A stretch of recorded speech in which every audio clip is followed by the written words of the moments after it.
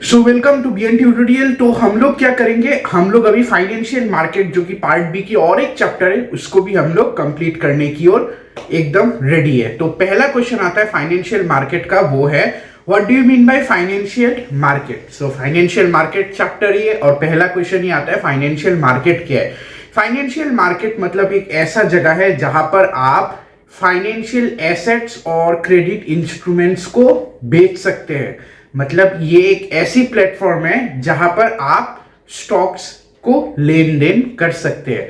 मतलब जिनके पास पैसा है वो लोग क्या करते हैं, वो लोग सेव करते हैं, और जिनके पास पैसा कम है, जिनको पैसा चाहिए, वो लोग इन्वेस्ट करते हैं। तो स्टॉक मतलब जो फाइनेंशियल मार्केट एक ऐसी जगह है जहां पर गरीब भी अमीर हो सकते हैं और अमीर भी और अमीर हो सकते हैं।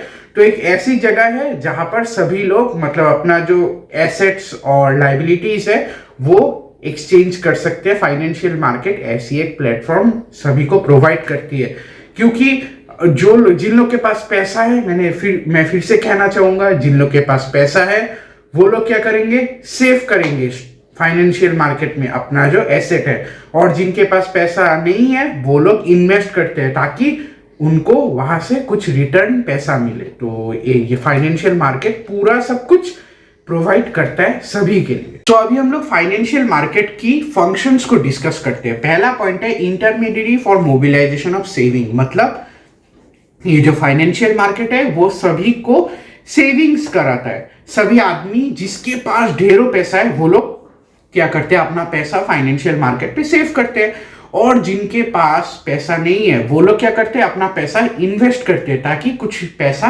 अर्न कर सके फाइनेंशियल मार्केट से। सो फाइनेंशियल मार्केट क्या करता है, लिंक बनाता है, जिसके पास पैसा है वो आके सेव करे और जिसके पास पैसा नहीं है वो आके कमाता रहे। नेक्स्ट हो गया provide liquidity to financial market. मतलब फाइनेंशियल मार्केट को लिक्विडिटी क्या था, जो कोई भी एसेट जिसको हम लोग जल्दी से जल्दी मतलब कैश में कन्वर्ट करा सकते हैं उसको लिक्विड एसेट कहा जाता है। तो फाइनेंशियल मार्केट को लिक्विड एसेट कैसे मिलता है, वो जो आदमी सेव करते हैं अपना पैसा, फाइनेंशियल सिक्योरिटीज जिसको बोला जाता है, जो सेव करते हैं, तो उससे क्या होता है, फाइनेंशियल मार्केट को बहुत सारी लिक्विडिटी मिल जाती है। कोई सेव कर रहा है, कोई इन्वेस्ट कर रहा है, कोई सेव कर रहा है, कोई इन्वेस्ट कर रहा है। इससे क्या हो रहा है, इंटर एक्सचेंज हो रहा है ना, जिसको पैसा चाहिए उसको पैसा मिल रहा है, जिसको पैसा इन्वेस्ट करना है वो अपना पैसा डेवलप कर रहा है। तो ये जो सिक्योरिटीज वो लोग सेव कर रहे हैं, उससे क्या हो रहा है, फाइनेंशियल मार्केट को फायदा हो रहा है। जब कभी भी किसी को पैसा चाहिए वो लोग एकदम से आराम से पैसा जो सिक्योरिटीज है उसको कन्वर्ट करा के कैश में किसी को भी पैसा दे सकते हैं। तो फायदा किसको हो रहा है, फाइनेंशियल मार्केट को असल में फायदा हो रहा है, क्योंकि उनके पास पैसा आ रही है, कुछ भी सिक्योरिटीज आ रही है, तो वो लोग आराम से जब कभी भी जरूरत पड़ेगा वो कैश में कन्वर्ट करा के उस एसेट को दे सकते हैं। क्योंकि सभी लोग सिक्योरिटीज कुछ भी जमा कर सकते हैं ना अपने हिसाब से, स्टॉक्स हो गया, बॉन्ड्स हो गया, कुछ भी हो गया, तो सभी चीज फाइनेंशियल मार्केट को ही फायदा देती है। नेक्स्ट पॉइंट हो गया facilitate pricing for financial securities. मतलब ये जो financial securities are traded for in financial market. ये जो फाइनेंशियल मार्केट है ना, इसमें सिक्योरिटीज जो है, बहुत सी सिक्योरिटीज ट्रेड होती है। तो इन सिक्योरिटीज का दाम कैसे लगता है, उनके डिमांड के हिसाब से उनका जो प्राइस है लगाया जाता है। कुछ भी फाइनेंशियल सिक्योरिटी सोच लीजिए, शेयर्स हो गया, बॉन्ड्स हो गया, इनका भी दाम लगाना पड़ेगा ना। ऐसे तो आप लोग फाइनेंशियल मार्केट में बेच नहीं सकते, उससे पैसा कमा नहीं सकते। तो उसका दाम कैसे लगेगा, उसका डिमांड का हिसाब से, जितना उस चीज का डिमांड होगा उतना ही प्राइस टैग लगता रहेगा। सोच लीजिए आपने एक एडिडास का सोच लीजिए कुछ भी आइटम खरीदा, तो कंपनी के हिसाब से ही आपका दाम लगेगा ना। ऐसा थोड़ी ना है कि एडिडास का एक शू खरीद लिया तो उसका दाम, आपने जस्ट एग्जांपल दे रहा हूं, 3, 4 या 5 हजार भी हो सकता है। तो उस कंपनी के हिसाब से उसका दाम लग रहा है, तो डिमांड के हिसाब से ही दाम भी लग रहा है। तो वही मैं कहना चाहूंगा, फाइनेंशियल मार्केट में भी जो भी सिक्योरिटीज बेची जाती है उसके डिमांड के हिसाब से उसका दाम लगाया जाता है। नेक्स्ट पॉइंट हो गया हम लोग का प्रोवाइडिंग फाइनेंशियल इंफॉर्मेशन। सो प्रोवाइडिंग फाइनेंशियल इंफॉर्मेशन का मतलब ये है कि स्टॉक का दाम कितना है, कौन कितना इन्वेस्ट कर रहा है, कौन कितना सेव कर रहा है, ये सब इंफॉर्मेशन, फिर इंफॉर्मेशन उसके बाद फाइनेंशियल मार्केट का और भी इंफॉर्मेशन, जैसे कौन कौन इन्वेस्टर है, कौन कौन सेवर है, ये सब कहाँ से हम लोग को इंफॉर्मेशन मिलेगा? ये सब इंफॉर्मेशन हमको फाइनेंशियल मार्केट ही देती है और देती भी रहेगी। और हम लोग को इंफॉर्मेशन कहाँ से मिलता है? जस्ट फाइनेंशियल मार्केट से हमको ये जो सारा स्टॉक्स का, फिर इन्वेस्टर, फिर सेवर का इंफॉर्मेशन सब फाइनेंशियल मार्केट से हम लोग को मिलता है। नेक्स्ट हो गया हेल्पिंग इन इकोनॉमिक ग्रोथ। ये जो इकोनॉमी हम लोग की इंडिया की जो इकोनॉमी है, इसको ग्रोथ कौन देता है?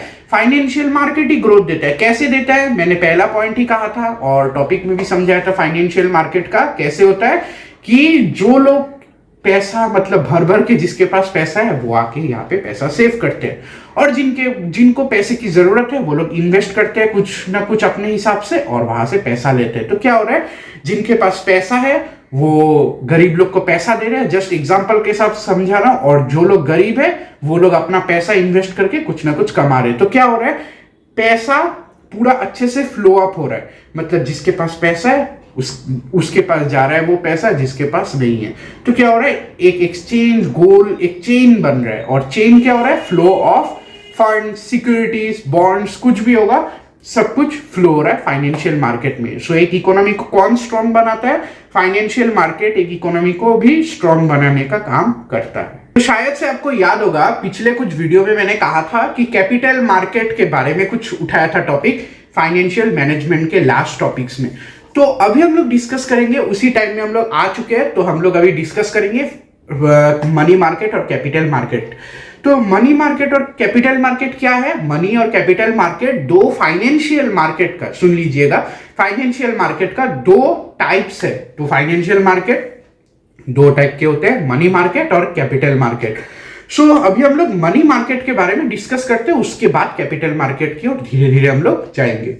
सो मनी मार्केट क्या है? मनी मार्केट एक ऐसा मार्केट है जहां पर आप, वो जो मैंने कहा था, सिक्योरिटीज, बॉन्ड, शेयर्स, पैसा कुछ भी हो, आप शॉर्ट टाइम के लिए वहां पर पैसा जो है लगा सकते हैं। शॉर्ट टाइम के लिए मतलब शॉर्ट पीरियड्स कुछ भी हो लिया, 7 दिन हो लिया, 8 दिन, 7 दिन या 1 महीना हो लिया, उससे भी कम ही होता है, 31 डेज या तो 18, कुछ भी डेज ले लो शॉर्ट टाइम के लिए। आपको याद रखना है मनी मार्केट में सब कुछ शॉर्ट टाइम के लिए होता है, just for a short period of time. और कैपिटल मार्केट में आपको मालूम ही चल गया होगा, कैपिटल मार्केट में क्या होता है, सब कुछ लॉन्ग टर्म के लिए होता है। जस्ट मैंने कह दिया, उसको भी हम लोग बाद में डिस्कस करते हैं। अभी हम लोग देखेंगे ये जो मनी मार्केट, मैंने कहा कि शॉर्ट टर्म तो बहुत कुछ होता है, पैसे की बहुत कुछ चीजें यहाँ पर लेन देन होती है। तो आपको ये क्वेश्चन मार्क आया होगा, क्या क्या चीजें है, क्या क्या चीजें मनी मार्केट में मतलब लेन देन होती है। अभी हम लोग पढ़ेंगे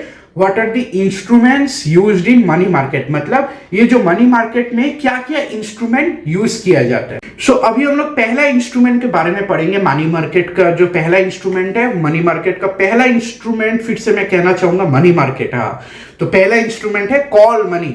कॉल मनी क्या है? कॉल मनी एक ऐसा इंस्ट्रूमेंट है जो कि इशू किया जाता है, कम से कम मतलब कि एक ऐसा इंस्ट्रूमेंट है जो कि बहुत शॉर्ट पीरियड के लिए इशू किया जाता है। इससे क्या होता है कि जिसको भी पैसे की जरूरत है ना, वो लोग कॉल मनी मार्केट ले सकते हैं। कॉल मनी जो एक इंस्ट्रूमेंट है वो क्या है, जस्ट 7 दिन के लिए आपको लोन दिया जाता है। 7 दिन का आपको लोन दिया जाता है।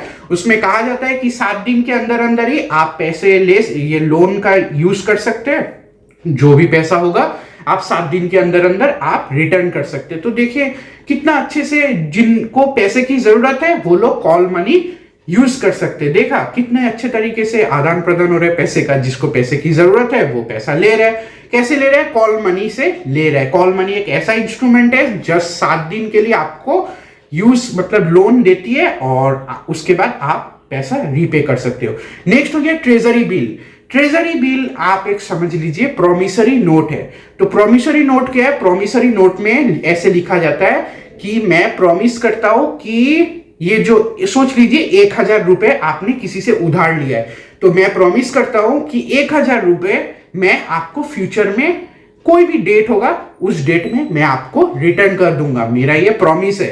तो ये भी एक टाइप का लोन ही है। तो ये लोन कौन देता है? ये प्रॉमिसरी ट्रेजरी बिल जो है, ये इंस्ट्रूमेंट कौन इशू करता है? ये इशू करता है आरबीआई, इशू करता है गवर्नमेंट के बिहाफ में। गवर्नमेंट का कोई इसमें वैल्यू नहीं है, मतलब उनके नाम पे जस्ट आरबीआई क्या करता है, इशू करता है ये चीज। और कम से कम 14 से 364 डेज तक ये जो ट्रेजरी बिल है वो वैलिडिटी रहती है। सबका कुछ ना कुछ वैलिडिटी होता है, जैसे कॉल मनी में 7 दिन, ट्रेजरी बिल में 14 से लेके या 364 डेज तक ये जो बिल वैलिडिटी मतलब वैलिडेट है, उसमें आप पैसा लिए हो, उसी के टाइम के एकदम मिडिल में आपको पैसा या तो एंड में पैसा रिटर्न कर देना है। प्रॉमिस है, ये एक प्रॉमिसरी नोट कहा जाता है ट्रेजरी बिल को। सो अभी हम लोग और एक मतलब इंस्ट्रूमेंट की ओर जाते हैं, वो है ट्रेड बिल। ट्रेड बिल का मतलब क्या है? ट्रेड बिल में एक ऑर्डर आपको दिया जाता है कि आपको कुछ देर के अंदर ही पैसा रिटर्न कर देना है। आपको जस्ट ये डिफरेंस याद में रखना है। ट्रेजरी बिल में आप प्रॉमिस करते हो कि मैं आपको पैसा रिटर्न कर दूंगा, लेकिन ट्रेड बिल में आपको ऑर्डर दिया जाता है कि आप जल्दी से जल्दी अपना पैसा रिटर्न करके दे दीजिए। तो ये है ट्रेजरी बिल और ट्रेड बिल का डिफरेंस। नेक्स्ट हो गया कॉमर्शियल पेपर। कॉमर्शियल पेपर और एक प्रॉमिसरी नोट है जिसमें आप प्रॉमिस करते हो कि आप पैसा दे दोगे, लेकिन ये क्या है? अनसिक्योर है। अनसिक्योर मतलब इसके पीछे कोई अगर कोई भी कुछ उल्टा पुल्टा हो गया इस बिल के साथ, तो आपको दाई मतलब इसका जो दाई है आपको पकड़ा दिया जाएगा, क्योंकि ये अनसिक्योर है, ये फुल्ली सिक्योर्ड नहीं है।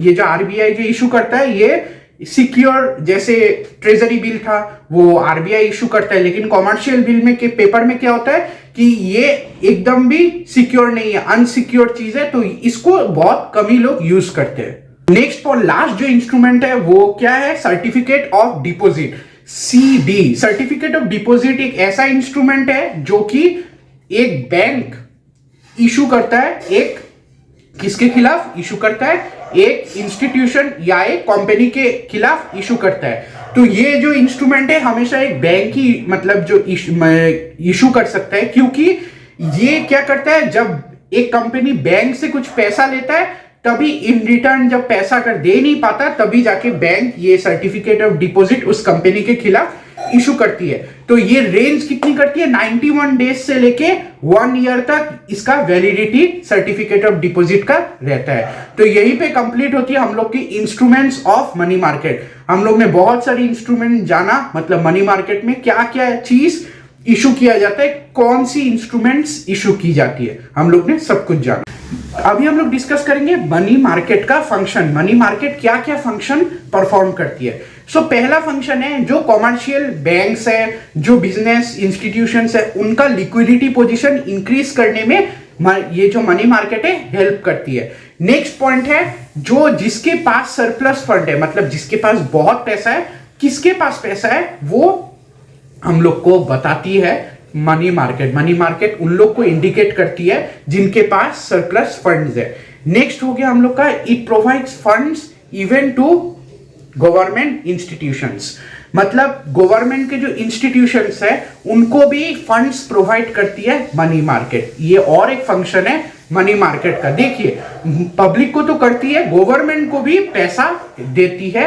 जब गवर्नमेंट को पैसे की जरूरत पड़ती है तो मनी मार्केट उनको भी हेल्प करती है। नेक्स्ट क्या फंक्शन परफॉर्म करती है? नेक्स्ट फंक्शन है जो सेंट्रल बैंक हम लोग की आरबीआई है, उनकी क्रिएशन ऑफ क्रेडिट, मतलब वो लोग जो क्रेडिट देते हैं सभी आदमियों को, जो कंपनीज को, कुछ भी चीजों को जो सेंट्रल बैंक पैसा देती है, क्रेडिट देती है, उसको कौन कंट्रोल करता है? मनी मार्केट कंट्रोल करता है। बहुत बड़ी ये अपॉर्चुनिटी है मनी मार्केट के लिए, क्योंकि वो सेंट्रल बैंक की क्रिएशन ऑफ क्रेडिट जो बोला जाता है, जहां से वो लोग क्रेडिट देते हैं सभी नीडी पर्सन या ऑर्गेनाइजेशन को, वो कंट्रोल करती है मनी मार्केट। लास्ट पॉइंट हो गया कि कहां पर मतलब फंड्स की जरूरत है, फ्लो ऑफ फंड्स कहा जाता है। तो कहां पर फंड्स की जरूरत है, किसको फंड्स की बहुत जरूरत है, किसको पैसा सेव करना है, फ्लो ऑफ फंड्स में मनी मार्केट बहुत बड़ा एक रोल परफॉर्म करता है, क्योंकि बहुत मतलब पैसे की कैसे एक्सचेंज हो रही है आपको दिख रहा है ना। जिसके पास पैसा नहीं है उसको कम टाइम के अंदर अंदर पैसा मिल रहा है, तो जिसको पैसे की जरूरत है वो उसको पैसा मिल रहा है, और जो पैसा इन्वेस्ट करना चाहता है वो भी कर सकता है। तो मनी मार्केट शॉर्ट टर्म के लिए बहुत ही अच्छा चीज है। आपको भी अगर पैसा इन्वेस्ट करना है तो करिए ना। स्टॉक मार्केट के बारे में भी आपको बहुत कुछ अगर जानना है तो नॉलेज हिंट्स में जाके जान सकते हैं आप लोग। वहां पर मैंने स्टॉक मार्केट के ऊपर बहुत अच्छी अच्छी वीडियोस बनाई है, वो हम लोग का दूसरा चैनल है। तो हम लोग फिर से टॉपिक पे आ जाते हैं। क्या फंक्शन था last? Flow of funds. Money market flow of funds करती है ताकि इकोनॉमी में बैलेंस बना रहे, और जिसको पैसा चाहिए वो शॉर्ट टर्म के लिए आपको याद रखना है, मनी मार्केट पैसा देती है। तो यहीं पे मैं करूंगा वीडियो एंड। हमने जो है मनी मार्केट का सारा टॉपिक कर लिया है एंड। तो नेक्स्ट वीडियो पे हम लोग कैपिटल मार्केट की ओर जाते हैं। तो हमेशा मोटिवेटेड रहिए। अपना जो है स्टॉक में अगर आप इंटरेस्टेड है तो स्टॉक मार्केट में इन्वेस्ट करते रहिए। मोटिवेशन के लिए हम लोग का BN commercial zone Instagram page पे जाइए, बहुत अच्छे अच्छे वीडियोस प्लस कोड्स आपको मिलते रहेंगे। तो मोटिवेटेड रहते रहिए, डिमोटिवेटेड मत होइए। तो हम लोग को भी मोटिवेटेड कैसे रखेंगे प्लीज कमेंट सेक्शन में बताइए। कि आपका कोई भी डाउट है तो कमेंट कीजिए। आप ही लोगों का चैनल है, हम लोग को भी मोटिवेशन मिलता रहेगा आपके हेल्प से। और मिलते हैं आपको नेक्स्ट वीडियो पे।